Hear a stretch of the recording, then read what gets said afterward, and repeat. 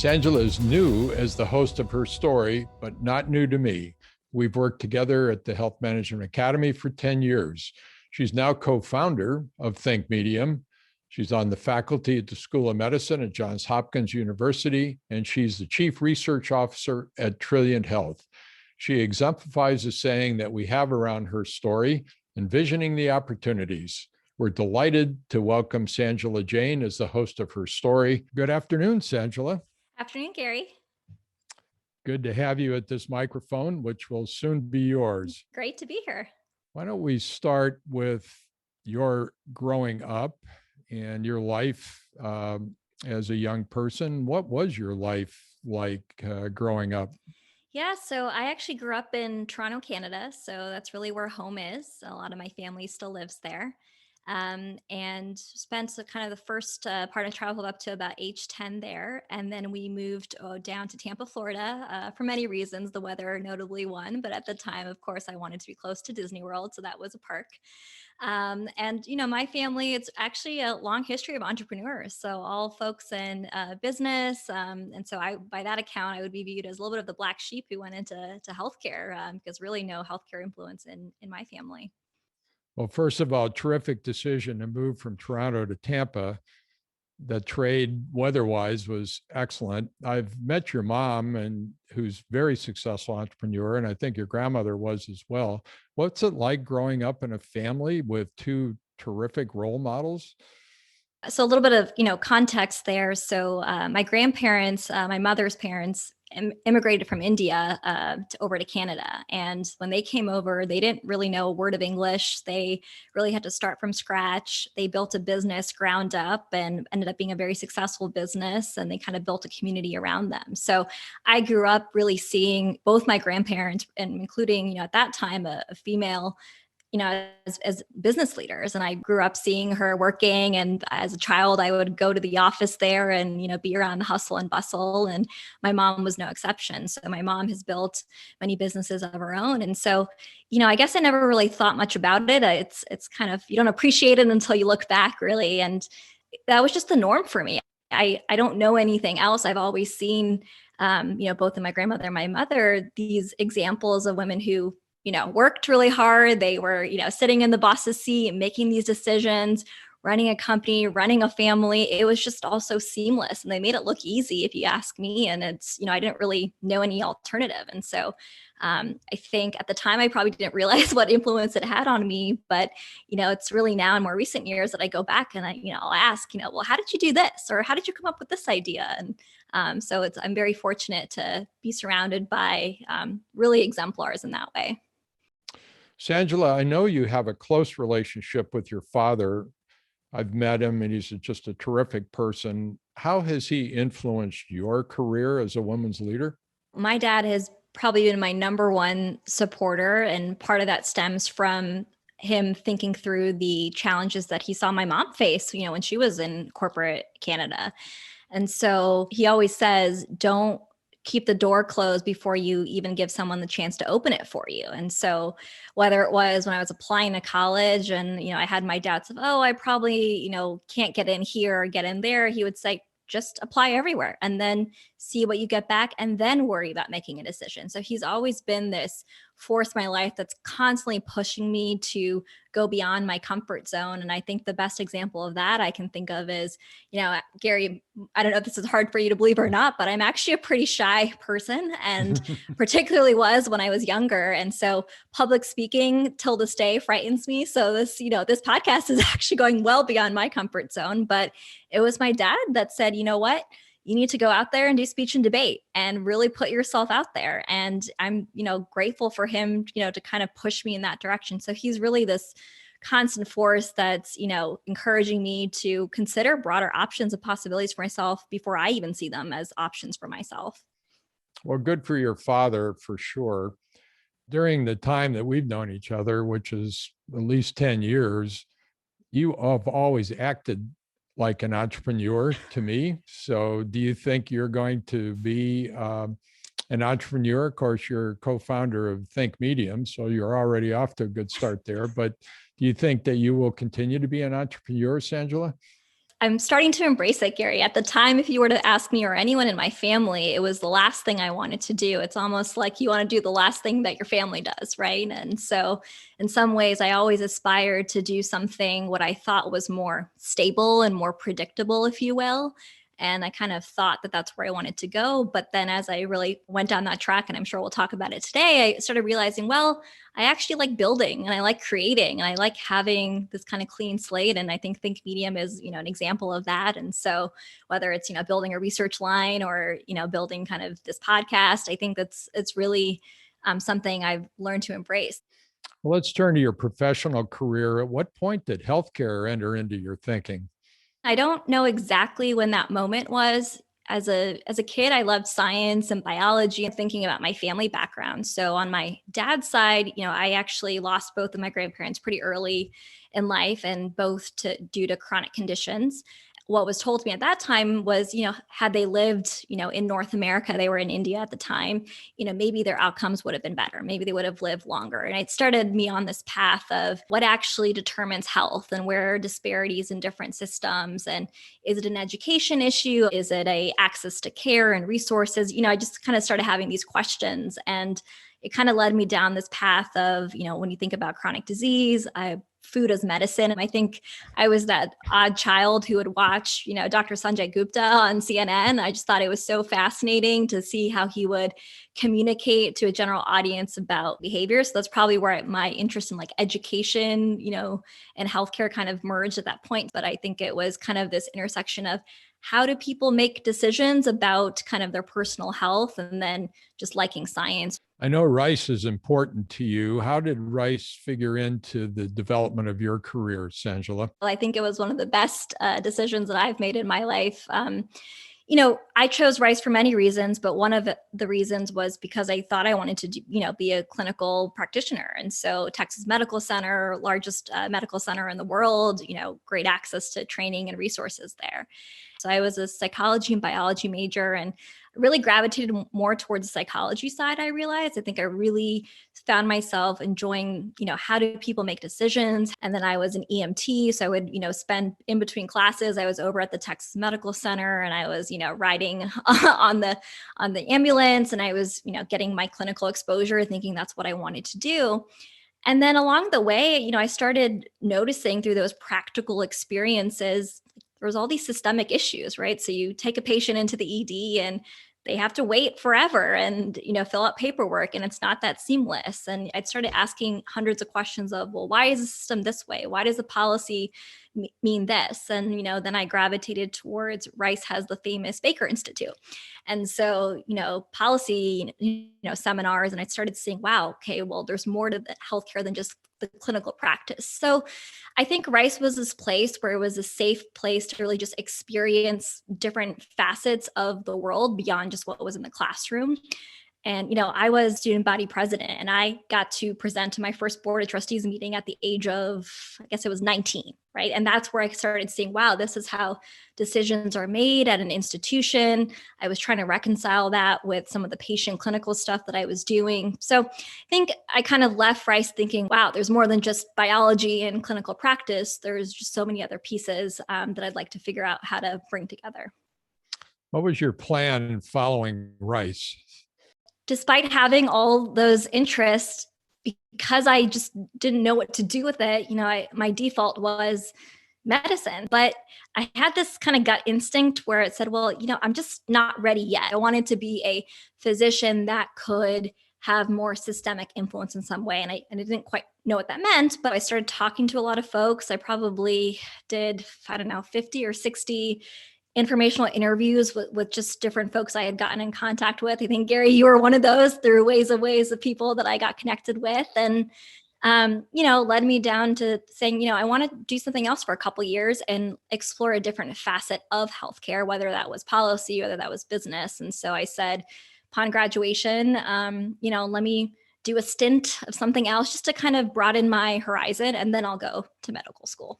There was the famous call Saturday morning, I believe, Sanjula, and we connected. Jarrett Lewis lined us up, and you and I had a great discussion. And next thing we knew, you were at the Health Management Academy. And stayed through your fellowship and through working in research and working in the forums and were extremely successful there. What was the progression in your thinking to go to Emory for your PhD? In some ways, it was a impromptu decision. Of any of the degrees I thought about getting, that was the last one on the list. And I think, Gary, you were the first PhD that I met who didn't work in a university you could kind of relate to. And I think for me, the thought process came from through my work at the academy. I was so lucky to be in the room with all these decision makers across the industry. And I got to see, whether it was health system CEO or a pharma CEO, how they were thinking about strategy. And I just remember there was one CEO meeting and there was a large health system executive talking about their plans to do A, B, or C. And I remember asking, how did you come to that decision? My takeaway was, well, it doesn't seem like it was a modeled out scenario, or it doesn't seem like there was really a lot of evidence, that went under making the decision. Not to say that that strategy was not a great strategy. I didn't know any better, but my thought was, I don't think I knew how to be able to replicate that because I would need a fact set to help me come to a conclusion. And so I think through a long-winded way of picking up these patterns of how executives were making decisions, I kind of put the two and two together and said, I think I need kind of a technical training that really can help me understand healthcare data in a way that I could then think through big picture strategy or kind of organizational decisions in a more kind of evidence-based way. Well, I thought you'd be a terrific graduate student, terrific PhD student, and thought that was really the right thing for you to do. Most people get their master's degree and then go get the PhD. And you said, I'm just going to go right to get that PhD. It was a rather aggressive move. It certainly has worked out well. What was it like, though, you must have been one of the younger PhD students in your class there. First, on the process part, I mean, most schools require you have a master's degree. And like I said, I think I kind of went into the PhD application process more as let me just see what it is all about. And so in many ways, I actually applied to several programs, even that said they require a master's degree. There was a way to force function me to actually learn about it. So I just put my name out there and I talked to a lot of different schools and faculty members. And I still remember I got the phone call from the program director and I thought he was calling to reject me because it was a series of, well, so you're not really a traditional candidate. You really don't have enough experience. You don't have a master's degree. Do you really know what academic research would really entail? Right? It was just all this list of you're just not the profile. And at the very end, he said, "But if you still want to do this, we'd love to have you train here." And it was hard. I got there, and I still remember being sat down by program director at the time, and he very candidly said, "Look, like." You're probably going to have to be here longer than the average student because you don't have this baseline. I mean, my degree is in health services research, health policy, but it had an economics focus. So I had never taken an economics course in my life, right? I had taken some undergrad statistics. So from a fact set, he was right. I didn't have, that background. And that's why I wanted to get the degree. I wanted to learn and figure it out. So I was prepared to say, all right, I'm going to devote the next 5 or 6 years and buckle down and learn everything I can. And it'll probably be a little bit harder for me than maybe the other people who had this formal training, but I was going to go for it. But it was tough. And I think I had to overcome a couple of, convincing people that I could do it and that I was determined to at least try everything I could and go the extra mile. But I'll tell you, I got a lot of, skepticism and a lot of, from my classmates, even like, who are you and what are you doing here? And I was the person in class who asked 100 questions. And, but, I wouldn't change it for the world because I think it put me in an environment where I was faced with a lot of obstacles. And I think in the end, it was the most rewarding experience. How did that help define how you viewed transformation in healthcare? I think it's where I started to see silos more. It was really fascinating to see this gap, first of all, just between academia and industry. And so you'd be around these really smart thought leaders who are coming up with great policy recommendations and, they made sense. But then they were somewhat disjointed from the practical realities of what I knew health system CEOs were kind of thinking about. And so I think it had never been more crystallized for me there. And part of that stemmed from I did some work over at the Emory healthcare system, and I was basically going through their data sets and trying to help the executive team see where there were gaps in care variation. And I remember presenting findings to the chief medical officer at the time, and they were so proud about, reducing readmissions for a particular condition. And I remember having to burst that bubble, and I said, well, actually, it didn't happen because of A, B, and C. And I remember the executive at the time saying, well, no, the numbers must be wrong. And it kind of triggered off this whole process of kind of going through and walking through and explaining why that was the case and what were the other variables and factors that could explain the changes in outcomes. And it wasn't just about the numbers. There needed to be context from a policy point of view or how the physicians were reacting to a protocol. And so I think it's a long-winded way of saying I saw this kind of gap in kind of how to bridge the data to then kind of apply it to the next step in a, whatever was the hospital policy or a new procedure for the physicians to implement at the bedside. And it was so apparent that there was a lack of policy understanding in some regards. And then those who understood the policy very well maybe weren't as in touch with what the clinicians were struggling with at the front line. And so I think I saw all these great ideas and this great direction of where healthcare needs to go, but I could see why it was moving so slowly because there wasn't a lot of intersection and collaboration between these entities, whether it was the academics with the practitioners or just within the practitioners, the different segments of the industry. And so I think I came out of that with a pretty strong viewpoint that I don't believe in the term best practices. I think we use that a lot in healthcare. What's the best practice for treating a particular patient, or what's the best practice for, merger acquisition? And I started thinking, well, you know what? Every circumstance is different. Every leader is different. Every patient is different.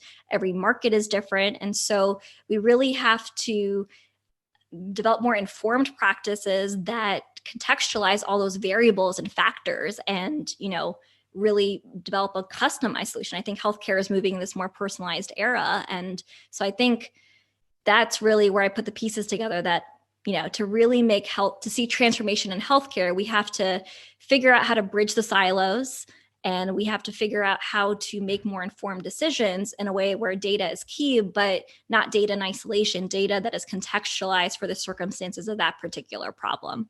That's a nice review of your professional career to date. Let's look now at your journey as a woman leader, which of course is a major focus of her story.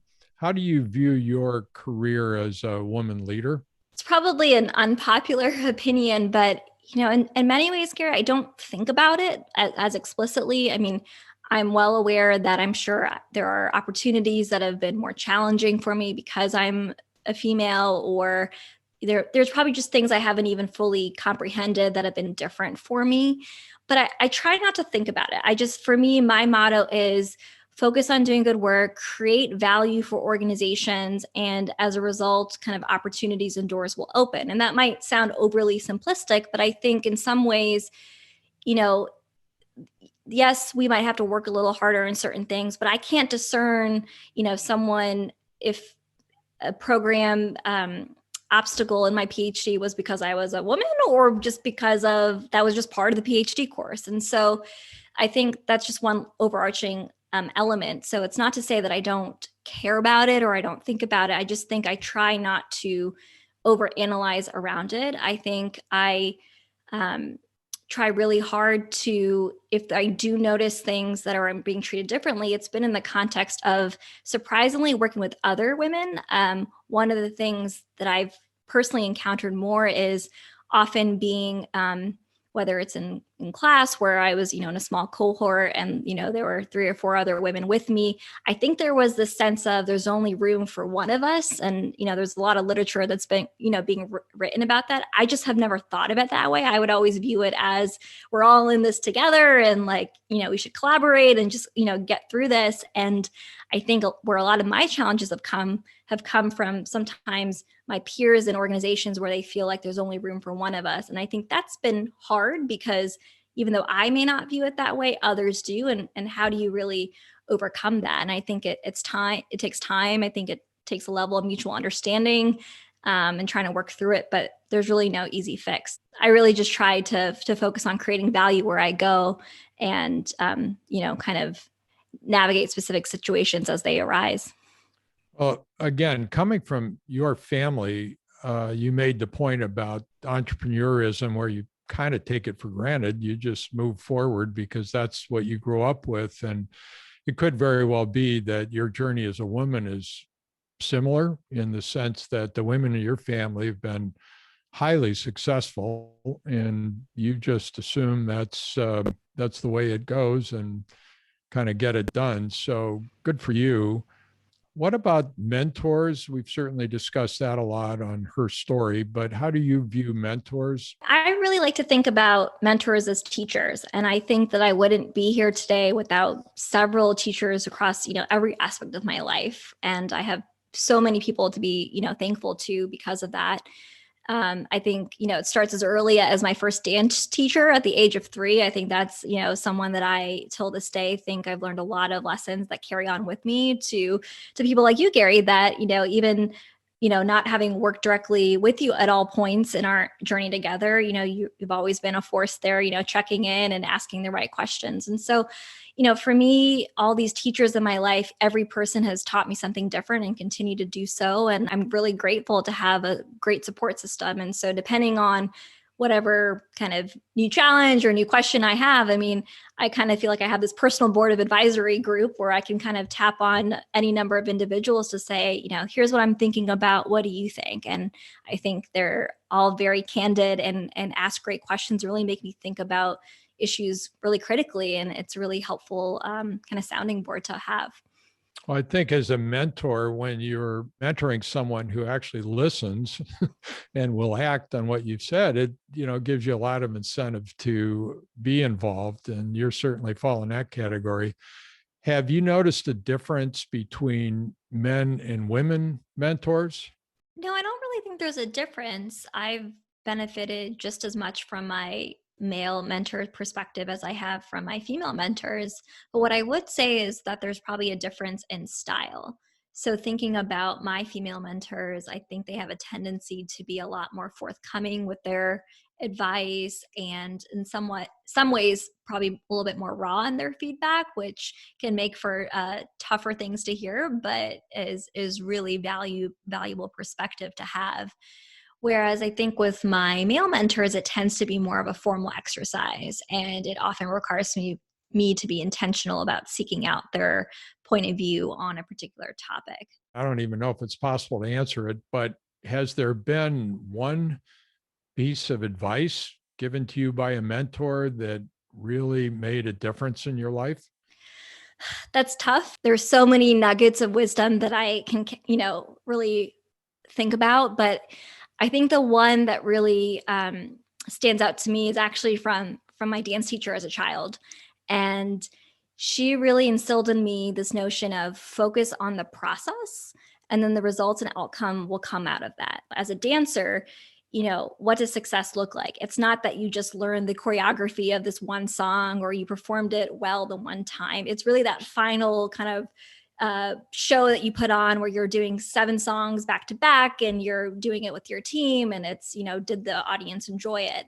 And, the process to get there is tedious. And so it really taught me to focus on the discipline and the attention to detail of every step and every move. And for every day that you didn't practice, you kind of almost set yourself back a step. And so if you really invested in, what you were doing and the time and the attitude that you brought to practice, and, the rigor that you brought in your endurance and how you coordinated with your fellow members of the team and how lockstep you were, that the result would naturally be great. So I think it gave me a sense of, if you just really hone in on the process and invest in kind of the mental energy, what's required of you, do it to the best that you can, the result will just naturally come about. And just don't worry about what the outcome is, because you may not even anticipate it. And it kind of gives you this long view of thinking about things. I think we so often like to see immediate outcomes, and I, tend to have that impatience in me, but I think it really teaches you to slow down and take the time to really, really hone in on something and then see where it leads you. Well, why don't we turn now to Her Story?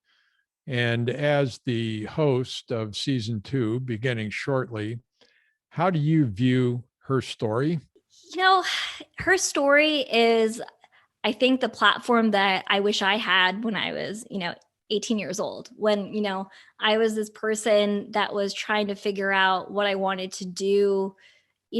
I guess I was lucky enough to know that I wanted to be in healthcare, but even for someone who didn't, like, just what are the realm of options out there for someone who's interested in, different facets? And at the time, all I really was exposed to, and I think a lot of folks that, whether they're my students in the classroom or others that I work with, we think about it very linearly. Like, you can go be a practicing clinician, so you can go to, medicine, nursing. You could, if you're interested in policy, you can go work on the Hill. If you're interested in business, maybe you go to consulting.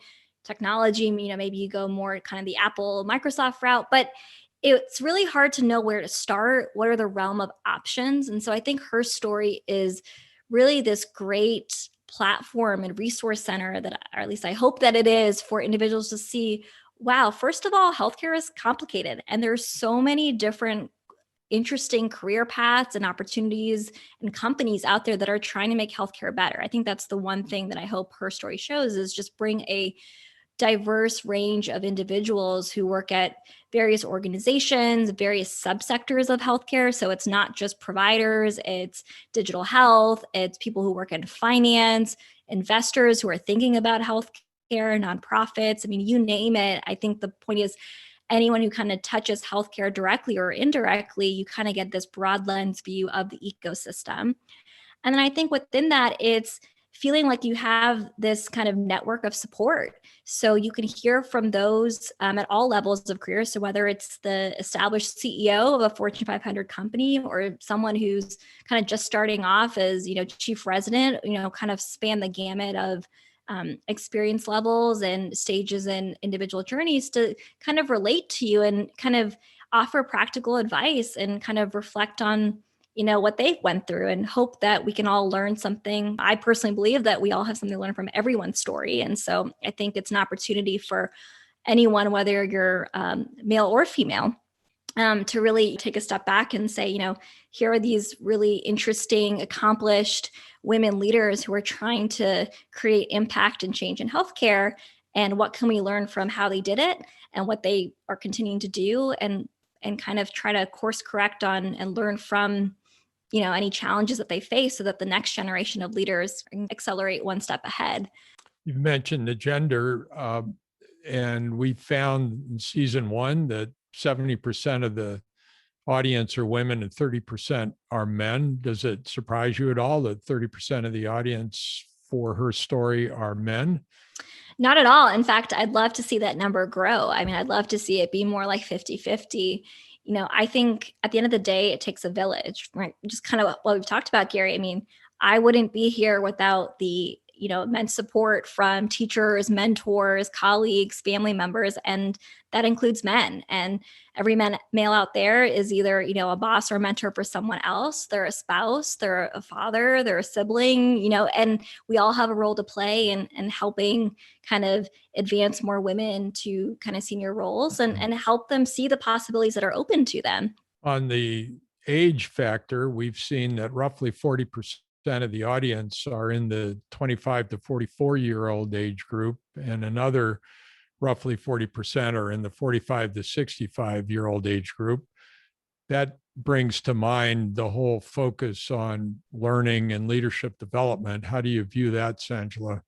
I think it's encouraging. I, think that learning is a lifelong process, and I think leadership requires continuous learning. Leadership in my mind is about having influence. And so you can do that with a formal title or not, but I think we all, no matter where you are in your journey, whether you're just starting off or you've already, in quote, made it to the top, whoever you are, I think we're never done learning. And it's either helpful to see others and kind of validate experiences that you have. Oh, okay, I'm not alone in that. That in some ways that's a learning too.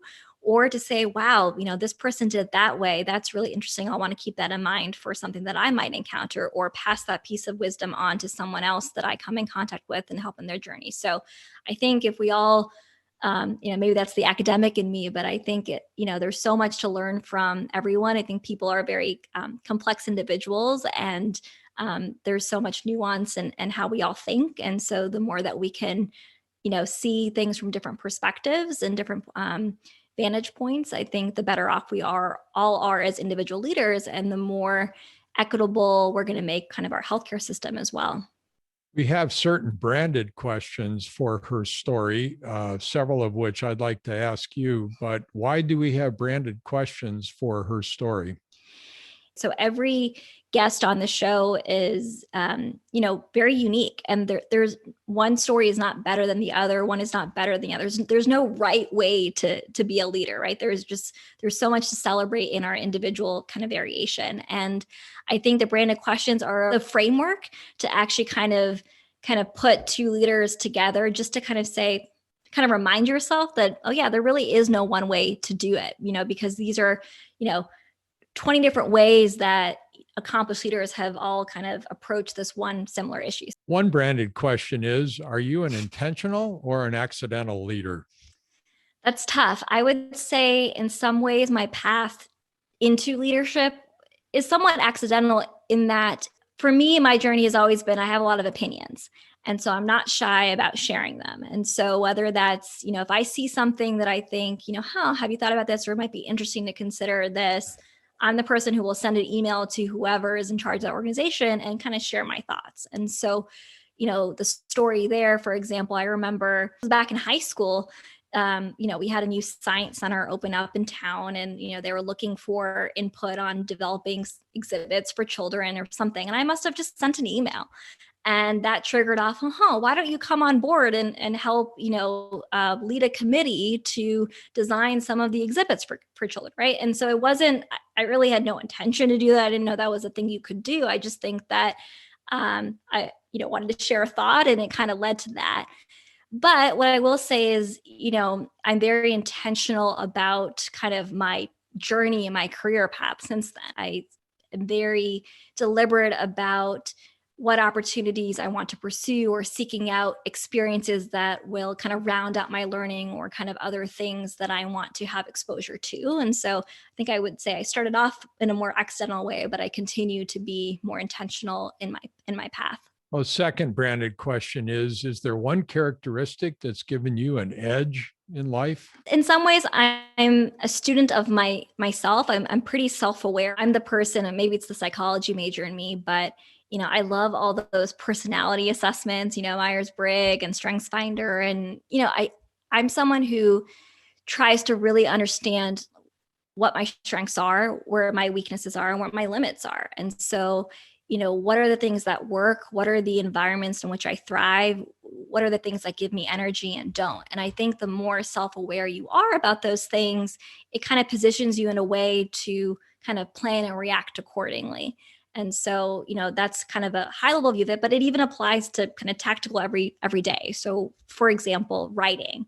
I'm not the best writer, but it's a skill that I like to practice a lot. But I know that I'm someone who does not write well unless it's 5 o'clock in the morning. And that's taken me time, many runs at it. After you write a dissertation, you really realize, what are the environmental conditions in which I really thrive and do well? And so I could either sit there and say, I'm going to block out 4 days on my calendar to write 9 to 5, because, it would seem like that's what you should do. Or I could say, well, I really know that even if I do that, I'd probably walk away with one paragraph. But if I just blocked out 3 hours, in the morning, I'd probably write, a lot more. Well, a third branded question is, what advice would you like to have given your younger self? I think it would be that not having consensus is okay. So a little bit back to kind of the self-aware point, one of the things that I've been told, and I think I've realized about myself is, I have historically always liked to have buy-in from, whole groups. So I'm often the person, I think, Gary, you've pointed this out in projects that we've done, right? I generally believe that more inputs lead to better outputs. So, early on, I would spend a lot of time, getting a lot of input from a lot of people, and then trying to build a solution that would satisfy every piece of kind of perspective that different people on the team really wanted to have, because it was almost like, you wanted to kind of satisfy everything. And I think it's important to bring people along and factor in those perspectives, because you ultimately come up with a different way of thinking. But I think over time, I've realized that in some ways, the most effective change and most meaningful change comes from when sometimes you have to rock the boat a little bit. And sometimes you're not going to make everyone happy. You should factor in different points of view into your recommendations or your solutions. But it's important to, if you get so caught up in the weeds of making sure that everyone signs off on something or everyone's viewpoint is factored in, it can lead to a less optimal solution, delay the process, and a lot of things that probably are not worth the headache. So it's a delicate balance of, bringing people along, sharing the vision, getting input and buy-in, but also feeling comfortable to make a call. Okay, last branded question. If you were to write a book about yourself, what would the title be? So you told me you were to ask me this, and so I've thought a little bit about it. I think it would be The Pink Outlier. And, kind of two reasons for that. One, so back when I was in high school, I actually competed in public forum debate nationally.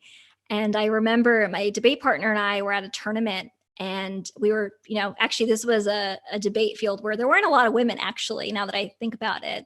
And so we were going up in this final round up against two males, and we were in our suits, and we were wearing pink blouses inside just because we wanted to.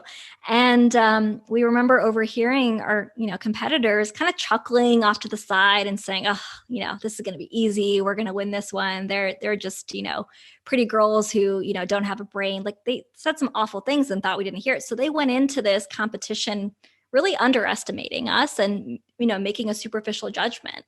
Kind of, not to play a pun on her story, but they really kind of judged a book by a cover. And I think that we went in and we wowed them with our skills and our cross-examination, and we won the round. And you could just see the look on their faces. And I just remember thinking in that moment, people are always going to make assumptions about you, right? It's human nature, right?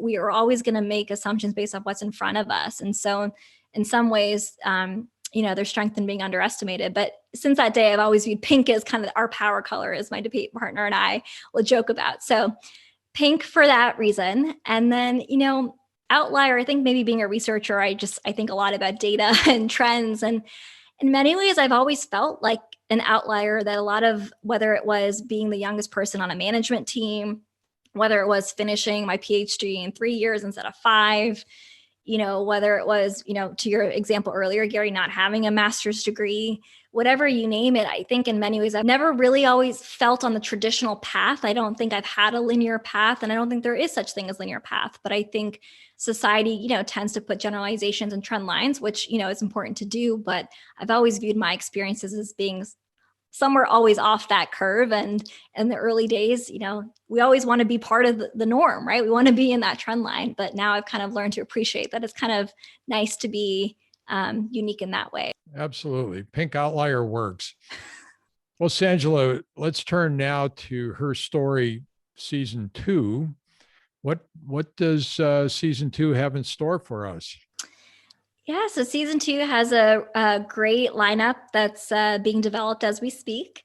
I think you can look forward to a wide range of guests from every sector of healthcare. So, from Silicon Valley to Capitol Hill, we're going to span the gamut. I think you're going to see some household names of Fortune 500 companies, and you'll also see some folks who are leading some really transformational change at the front line. So, a really great group of individuals who are really leading change in a lot of different aspects and approaching leadership in kind of unconventional ways as well. And I think we're going to see a lot of special series where we're going to go deep on topics of interest to our audience, whether that's diving into specific subsectors like women in finance and women in health tech, to actually tackling the hard issues of how do you find a mentor? How do you tackle, pay inequity, and really go deep on specific topics that many women leaders face on an ongoing basis. Well, it promises to be a terrific season. We're absolutely delighted, Sanjula, you're with us. And I think back to when we first met on a Saturday morning phone call 10 years ago and how far we've come, and just delighted that you're with us here at Think Medium and will be hosting her story. So welcome aboard.